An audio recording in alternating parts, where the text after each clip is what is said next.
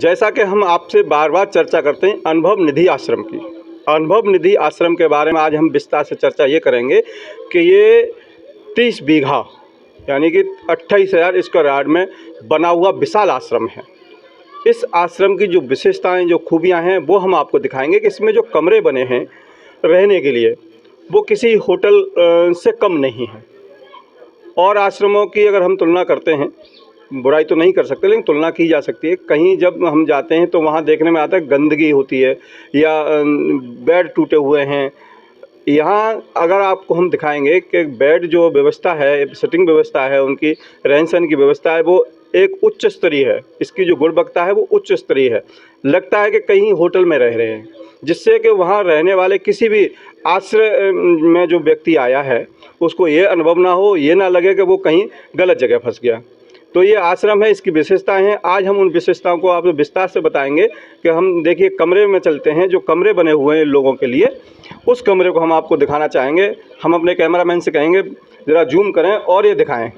ये हम आपको ये बेड दिखा रहे हैं। ये बेड यहाँ गर्म इस पर गद्दे हैं और गर्म ही इसके लिए कंबल पड़े हुए हैं। एक यहाँ पे इन्होंने तिजोरी और अलमारी भी रखी हुई है, जिससे कोई भी व्यक्ति, चाहे वृद्ध हो या कोई भी व्यक्ति हो, वो यहाँ अपना सुरक्षित अपने सामान को रख सकता है। एक कमरे में 2 बेड हैं और इन दोनों बेडों पे आदमी आराम से एक-एक अपना रह सकता है, सो सकता है।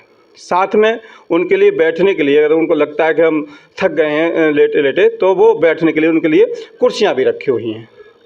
हम आपको दिखा दें, यहाँ सुंदर ये पर्दे लगे हुए हैं, पूरा खुला हुआ माहौल है, पूरा वातावरण सुंदर है यहाँ का। कहीं से भी सफोकेशन नहीं है इसमें। पंखे इसके लिए लगे हुए हैं।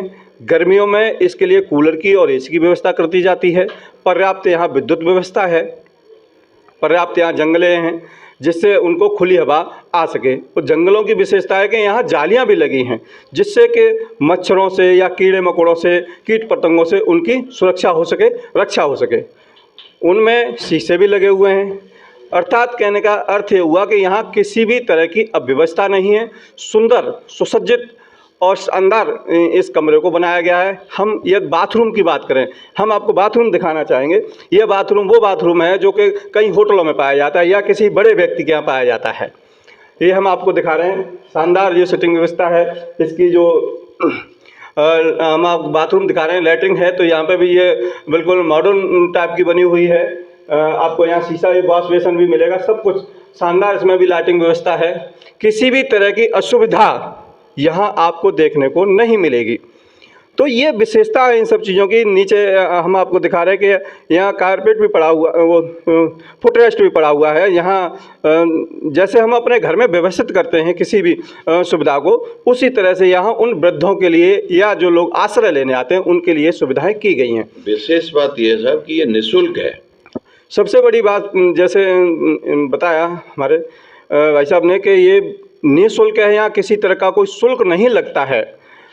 और हम आपको एक गैलरी दिखाना चाहेंगे। इसकी सुंदर गैलरी भी है इसमें। ये शानदार किवाड़े हैं। कहीं पर भी किसी तरह की रात बिरात में कोई भी किसी तरह का कोई दिक्कत यहाँ नहीं होगी किसी भी व्यक्ति को। हम आपको दिखाएंगे ये गैलरी है। यदि शाम को या सुबह आदमी, कोई बुजुर्ग, कोई वृद्धि जो जिसमें रह रहा है, वो टहलना चाहे आराम से अपनी यहाँ कुर्सी बिछा सकता है, डाल सकता है, टहल सकता है। यहाँ चारों तरफ हरियाली है, हरा भरा पूरा माहौल है, पूरा वातावरण है। हमारे साथ में इस संस्था के जो मुख्य ट्रस्टी माने जाएं या सदस्य माने जाएं, गोविंद अग्रवाल जी मौजूद हैं। हम उनसे और विस्तार में जानना चाहेंगे कि जिस तरह से आपने ये कमरे का डेकोरम किया है, निश्चित रूप से बहुत सुंदर और सुसज्जित है, व्यवस्था है। तो ये सब आपको कहाँ से, किस तरह का कॉन्सेप्ट मिला कि इस तरह की जो व्यवस्था आपको करनी चाहिए? जी, एक्चुअली आप जानते हैं, सभी लोग जानते हैं, समाज के सभी लोगों को पता है कि आजकल ये चलन चल पड़ा है कि कॉलोनाइजर बहुत बड़ी बड़ी कॉलोनियाँ वृद्धों के लिए स्पेशली बनाते हैं। तो वहाँ जिन पर बहुत अकूत पैसा है या पैसे की जिन पे कमी नहीं है, वो तो वहाँ जा सकते हैं।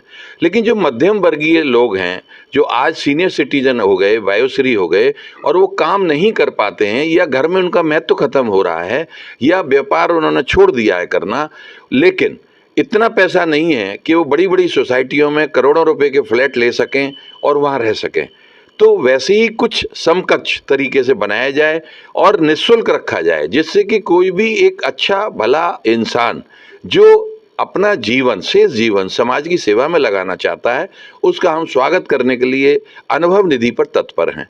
क्योंकि हम ये चाहते हैं कि आप ये ना समझें कि आप बेकार हो गए हैं, आप ये ना समझें कि अब मैं क्या करूंगा, मैं तो किसी काम का नहीं रहा। आप ये ना समझें कि आप इस उम्र में अपनी जीवन की संध्या काल में आप समाज को क्या देंगे। क्योंकि घर में अक्सर हमारे वयोश्री को ये ताने सुनने को मिलते हैं कि आप चुप रहिए, आप पे कुछ आता जाता तो है नहीं, पुराना ही रिकॉर्ड बजाते रहते हो, आपको कुछ भी नहीं पता है नए जमाने के बारे में। भला भला की तरह की बातें हमारे वयोश्रीयों से कही जाती हैं और उनको सुननी पड़ती हैं। उसका परिणाम ये निकलता है कि उनका जो कॉन्फिडेंस लेवल है वो डाउन हो जाता है, और जब उनका कॉन्फिडेंस लेवल डाउन हो जाता है तो ये मान लेते हैं मैं किसी मतलब का नहीं हूँ और मेरा कोई प्रयोग नहीं है, मैं निष्प्रयोज्य सामग्री की तरह से हूँ और घर में पड़ा हूँ, खाना खा लेता हूँ, बस मेरा और कोई प्रयोग नहीं है। कोई काम भी वो करना चाहे बुजुर्ग तो उसको रोक दिया जाता है, इसलिए नहीं कि उसके विरोधी रहते हैं घर में, इसलिए कि तुम बिगाड़ दोगे इस काम को। क्योंकि बुजुर्ग आदमी जब काम करता है तो कुछ धीरे करता है, अच्छा करेगा, अपने अनुभव के साथ करेगा, लेकिन थोड़ा धीरे करेगा, और आपकी स्पीड से तो वो नहीं कर सकता। इसलिए उसको ये सुनना पड़ता है कि आप रहने दो, आपसे नहीं होगा, हम कर लेंगे। अब उससे उसका महत्व कम हो जाता है। महत्वहीन होने के बाद वो ये समझता है मेरा तो कोई प्रयोग ही नहीं है, मैं तो निष्प्रयोज्य सामग्री हूं इस घर में, जब तक जीवन है काट रहा हूं। हम चाहते हैं कि आप अपने अपने घरों से निकल के आएं और यहाँ पे जीवन को जिए, काटे नहीं, जिए। मरने से पहले ही मतलब जीना छोड़ दिया। उन लोगों से मेरा निवेदन है कि आप कृपया घर से निकल के यहाँ आए तो सही, यहाँ देखें तो सही, फिर आप अपना महत्व जानेंगे कि अनुभव निधि आपको किस तरीके से हाथों पर रखती है। हम यही चाहते हैं कि एक अच्छा वर्ग समाज का, जो समाज को कुछ दे सकता है, जिसका घर में, समाज में, व्यापार में या उसकी नौकरी में कोई प्रयोग नहीं है, यहाँ हम उनका बहुत अच्छा प्रयोग करके दिखा सकते हैं और उनका पूरा सम्मान उनको दोबारा लौटा देंगे। ये हमारा वायदा है।